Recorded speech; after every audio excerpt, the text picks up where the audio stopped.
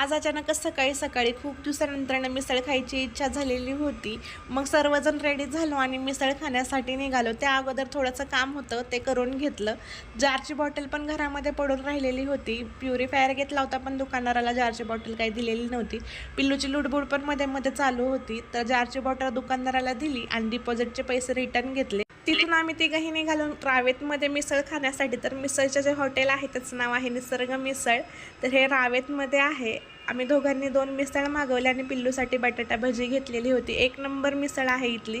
जास्त काही पापड मटकी फरसाण वाटी वगैरे असं काही देत नाही, डायरेक्ट मिसळ आणि सॅम्पल भेटतं। एकच नंबर टेस्टी लागतं। सोबतच त्याच्या ताक मागवलेलं होतं। पिल्लूला बटाटा भजी खूप आवडली, अजिबात तिखट नव्हती, एकदम क्रिस्पी अशी बटाटा भजी होती। थोडंच अंतरावरती एक कॉफीचं शॉप होतं, ते पण खूप छान आहे, कॉफी खूप मस्त भेटते।